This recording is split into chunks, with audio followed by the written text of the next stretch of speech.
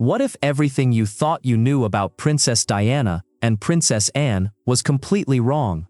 What if the woman the press painted as cold and distant was actually the one Diana trusted most? And what if proof of that truth had been hidden inside a vault for nearly 30 years?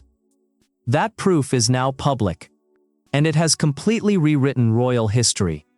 By the time you finish this video, you will understand exactly what Diana wrote to Anne in the final weeks of her life, and why the palace spent an entire night trying, and failing, to stop it from being revealed. But before we go any further, let me ask you something. If you discovered a letter that could change everything you believed about your family, would you keep it hidden, or would you let the truth finally be heard? Drop your thoughts in the comments. Because this story is about more than a piece of paper. It is about trust, loyalty, and a mother's desperate fight to protect her children. And hit subscribe to Royal Talks TV. Because we bring you the stories the palace doesn't want you to hear. Charles Spencer dropped a piece of paper on a Thursday morning. And that single sheet of light blue writing paper did what 30 years of palace public relations could never do. It proved that the entire story we were told about Princess Diana and Princess Anne was wrong. Not partially wrong. Not missing some details. Completely, fundamentally, the opposite of what actually happened. The way it all came out is almost as interesting as what the letter actually says. The timing of this reveal, the specific details about how the letter was delivered, and the fact that there are apparently 2 copies of this document sitting in different vaults across England, none of that was an accident. This was a coordinated release. And the palace legal team apparently spent an entire night trying to figure out if they could stop it, before realizing they had absolutely zero grounds to do anything about it. Let's start with the image, because the visual of this moment is honestly kind of cinematic. Charles Spencer is sitting in the library at Althorp House, the Spencer family estate in Northamptonshire. If you have ever seen photos of this place, it looks exactly like what you would imagine an English aristocratic library to look like. Tall windows. Thousands of leather-bound books. That specific kind of morning light that makes everything look like a period drama. He is sitting at this heavy walnut desk. And there is a mahogany box that was just retrieved from a secure vault underneath the actual foundation stones of the mansion. Not a filing cabinet in the basement. A vault under the foundation. He puts on white cotton archivist gloves, a detail that matters because it tells you this is not a casual family photo album situation. This is document preservation protocol.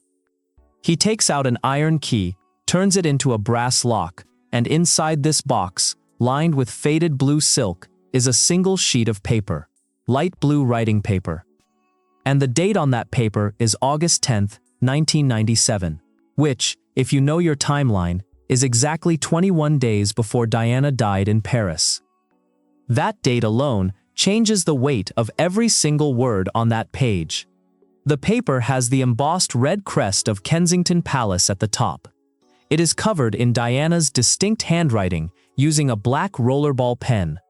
And Charles Spencer didn't just find this and immediately call a press conference. He spent 48 hours working with a senior forensic document examiner from the London Probate Archives to verify that the signature was authentic before he said a single word publicly.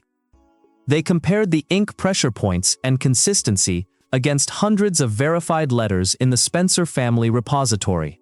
And the verdict came back ironclad that morning. This is Diana's handwriting, Diana's words, Diana's signature. There is no ambiguity here. What she actually wrote is where this story completely dismantles everything we thought we knew about the relationship between these 2 women. For 3 decades, the standard narrative pushed by royal biographers and the press was that Diana and Anne were basically rivals. The framing was always that Diana was this high-fashion, emotionally expressive, media-savvy celebrity princess. And Anne was the no-nonsense, traditional, rural charity-focused royal who had no patience for any of that. The assumption was that they avoided each other behind closed doors and had nothing in common. This letter proves that during the absolute darkest period of her marital separation, when most of the aristocracy had already dropped her, Diana turned to Anne as her primary source of guidance and protection. Not a friend from her social circle. Not a celebrity confidant. The king's sister. And the way she addressed her tells you everything about how close they actually were. Diana didn't use formal aristocratic titles. She addressed Anne simply as Anne, with an intimate tone that apparently exposed how vulnerable she was during that summer of 1997. The letter outlines her growing fear about the rigid institutional protocols being used by senior courtiers to manage the public profiles of her two sons, William and Harry. She wrote that she felt an urgent need to build a permanent, independent protective barrier around the boys' emotional development.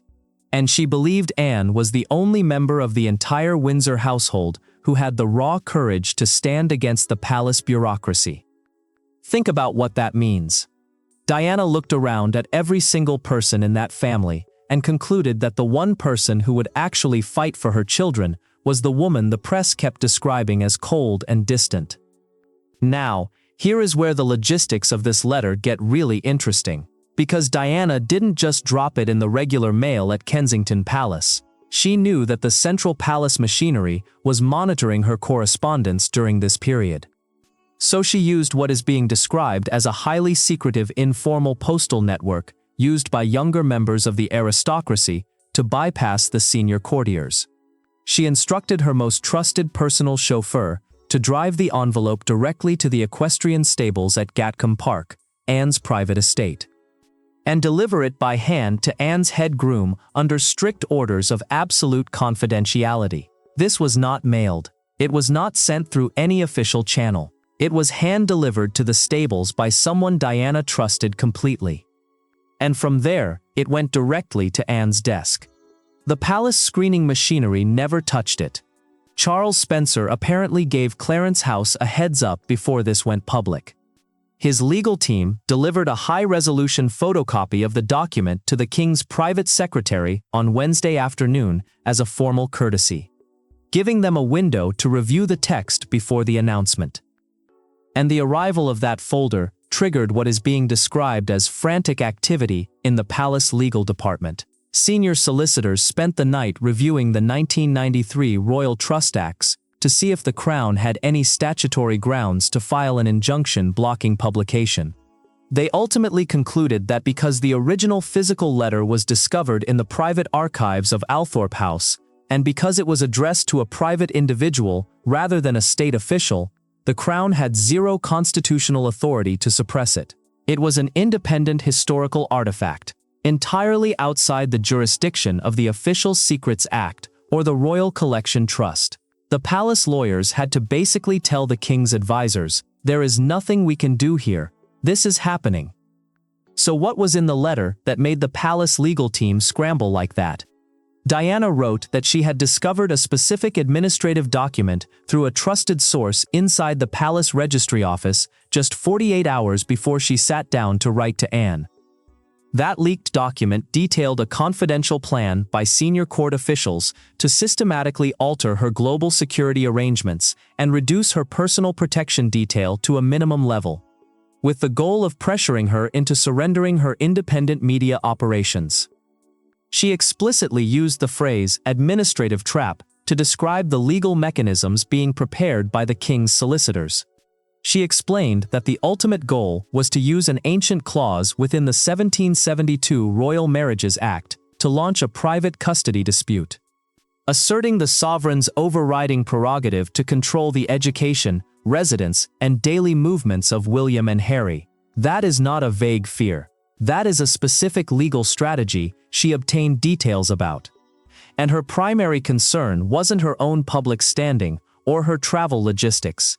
She wrote that her deepest fear was the cold institutional environment that would consume her sons if she were suddenly removed from their daily upbringing. She described the senior advisors running the central household as a corporate board of directors who viewed the young princes as functional pieces of state machinery, rather than developing human beings who needed genuine parental affection. That is a devastating characterization, and it is made even more devastating by the fact that she was writing this to the king's own sister. essentially saying, "Your family's apparatus is going to emotionally destroy my children unless someone stops it." The appeal to Anne specifically is where the letter apparently becomes almost unbearable to read. Diana wrote that she was begging Anne to look past the superficial court gossip that had been manufactured to divide them over the past decade. She said she chose Anne because Anne was the only member of the Windsor family who possessed the raw courage to look a reigning monarch in the eye and defend the basic human rights of a mother. She wanted Anne to act as an unyielding emotional barrier between her boys and the traditionalists who wanted to shape them into distant, unfeeling symbols of the state. The forensic examination of the original manuscript actually showed that Diana spent several hours formulating this warning. The reverse side of the page has multiple corrections where she scratched out initial sentences and replaced them with more precise, legally binding language. She was making sure that if this document was ever retrieved during a future family crisis, palace attorneys couldn't dismiss it as an emotional outburst. She was building a legal record. But here is the detail that apparently sent a fresh wave of panic through Buckingham Palace on Thursday morning.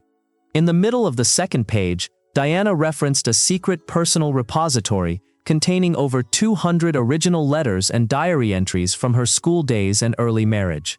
She told Anne she had hidden this repository completely outside the palace infrastructure, entirely separate from the royal archives at Windsor Castle, and she instructed her personal trustees to release the entire archive to the public if the central administration ever attempted to completely block her access to her sons following the upcoming autumn term. So there is potentially a vault somewhere, possibly in Fleet Street, according to some reports, containing 200 documents that Diana specifically set aside as an insurance policy.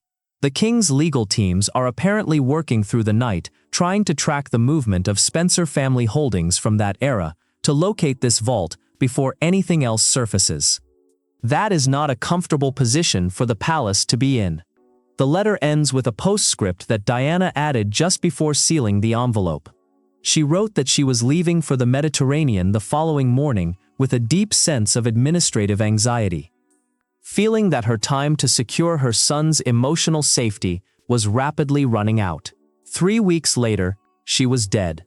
That postscript transforms this document from a piece of family correspondence into something that reads like a final testament. Now let's talk about Princess Anne's side of this, because what she did with this letter for 30 years is honestly remarkable. She kept her copy in a fireproof, military-grade combination safe bolted into the stone wall of her private study at Gatcombe Park, hidden beneath layers of equestrian breeding logs and family land titles. That safe remained completely untouched by any palace assistant or household surveyor for exactly 3 decades. Through every documentary, every memoir, every leaked tape recording sold to international broadcasters for millions of pounds. She gave 0 interviews. She authorized 0 press statements. She kept that letter locked away. And she said absolutely nothing. The structural facts of her royal duties explain why Anne has spent her entire adult life operating as the foundational pillar of the crown's traditional infrastructure. Her primary allegiance is to the long-term continuity of the state, not to personal public relations campaigns or media cycles. She understood that revealing a letter alleging an administrative conspiracy inside the palace would have triggered a massive constitutional crisis during the delicate transition period of the late 1990s. The public fury would have completely derailed the stabilization of the monarchy and directly threatened the future reign of her nephew William. So instead of launching a public war against the palace advisors, Anne chose to absorb the emotional burden of the letter in total isolation and quietly execute the protective role Diana had begged her to assume. The court circular records actually back this up. Between 1997 and 2005, Anne quietly adjusted her official charity calendars to ensure she was consistently present at the Windsor estate during the boys' academic breaks. She didn't bring camera crews. She didn't invite royal correspondents. She just arrived in her private car, spent hours walking with William and Harry through the quiet pathways of the Great Park, and provided them with a stable, down-to-earth space. Completely insulated from the public relations maneuvering happening at Clarence House. While the tabloids were portraying her as a cold, traditionalist indifferent to the tragedy, Anne was being the exact emotional barrier Diana had prayed for. She just never told anyone she was doing it. The tension over the secret came to a head in 2026, when palace archivists began preparing for a major national milestone celebration. The master of the household requested a comprehensive audit of all private correspondence files at Gatcombe Park, wanting to transfer any sensitive historical documents to the central repository at Windsor Castle, where they could be vetted and restricted under the 50-year rule of state privacy. Anne rejected the audit instantly. She told the central registry clerks that her private safe contained personal family correspondence, entirely separate from the state's administrative workflow, and she refused to hand over the keys. The palace legal department realized they had zero statutory grounds to force a daughter of Queen Elizabeth II to surrender her private inheritance papers without creating a highly damaging internal court battle. So they backed off. The coordination between Charles Spencer and Anne before this announcement is worth noting. The Earl traveled to Gloucestershire by private car to hold an urgent briefing with Anne inside her private study. He informed her that his legal team had independently verified the original manuscript found in the Althorp Library, and he believed the public interest required immediate publication to correct the false historical narrative. Anne listened in complete silence, leaning her hands on the edge of her roll-top desk, and then gave her quiet formal endorsement to proceed. She recognized that with the author copy fully verified by forensic experts, any further attempts to hide the duplicate would look like a desperate palace cover-up. Later that afternoon, the safe was opened so her personal solicitors could cross-reference the text against the author manuscript one final time. The duplicate light blue paper matched exactly. The reaction inside Buckingham Palace when this went public was apparently chaos. Over 300 distinct administrative computers within the palace network simultaneously accessed the high-resolution digital scans uploaded from the Althorp press server. The standard workflow of scheduling diplomatic visits and drafting minor press releases stopped completely. Senior media directors abandoned their morning tea to crowd around the primary media monitoring wall, watching BBC News and Sky News correspondents standing outside the palace gates, holding up early print editions with front-page headlines analyzing the phrase "administrative trap" that Diana had written 33 years ago. The strategic damage to the current court structure is significant. For years, the palace public relations machinery framed the royal friction of the 1990s as a simple tragic breakdown of a private marriage. Spending millions from the sovereign grant to project an image of modern streamlined continuity, the revelation of a hidden alliance between Diana and Anne completely dismantles that corporate narrative. Public polling showed an immediate massive wave of sympathy for Anne, with over 80% of respondents praising her for carrying the emotional burden in total silence to protect the young princes. Meanwhile, public perception of the old administrative guard plummeted. Because the text explicitly portrayed the palace bureaucracy as a cold, controlling machine that prioritized institutional control over basic human compassion. This created an immediate operational problem for the communications team. Because they had been scheduled to launch a major media campaign on Friday morning to promote Queen Camilla's upcoming state charity appearances in London. After the viral explosion of the Althorp letter, the media directors realized that proceeding with fashion and lifestyle updates would look incredibly tone-deaf. While the public was reading about a mother's final desperate warning, the King's chief secretary froze the entire promotional schedule and locked the media assets back in the archive safe until the cultural storm stabilizes. Then there is the phone call between the King's study at Clarence House and Prince William's private office at Adelaide Cottage. The King's advisors wanted to draft a joint defense of family statement that would acknowledge the historical value of the letter while gently framing it as a reflection of a bygone era of court tension. They wanted William to sign his name to a text claiming the family had long since moved past the administrative conflicts of 1997. William rejected the palace script completely during that 20-minute call.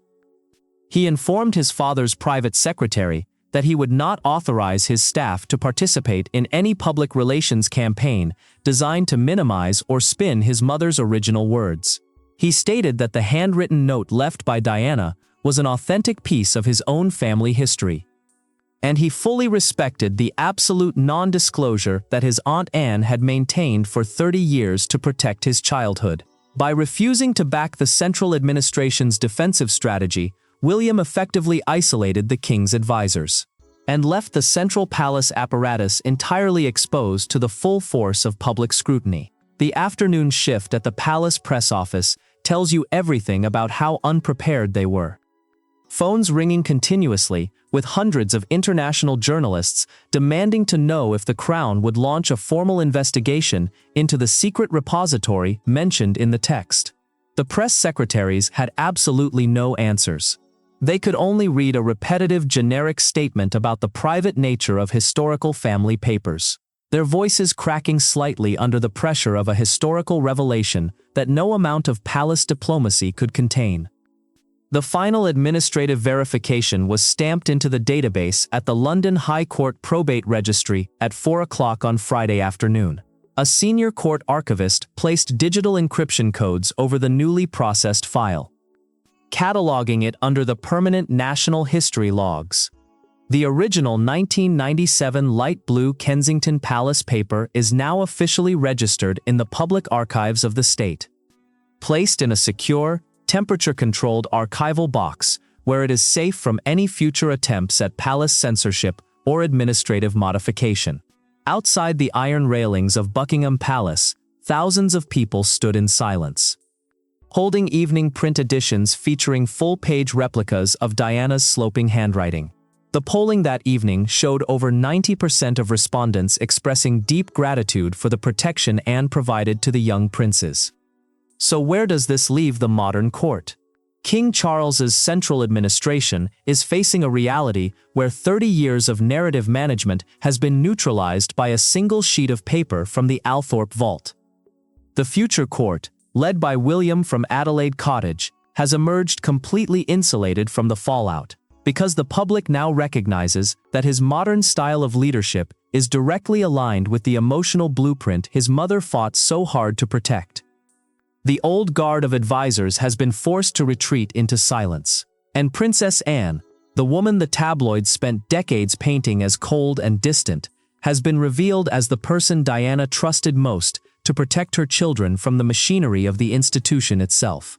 The voice from the past didn't just add a footnote to royal history, it completely rewrote the story we thought we knew.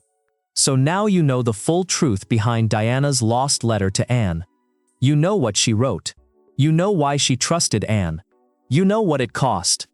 But what happens next involves someone we haven't even talked about yet. And that story might be even more surprising. If you've made it this far, hit that subscribe button and turn on the bell for Royal Talks TV. Because stories like this don't stay buried for long. Drop your thoughts in the comments below. Should Diana's letter have been made public? Or should it have stayed hidden forever? Subscribe so you don't miss what comes next.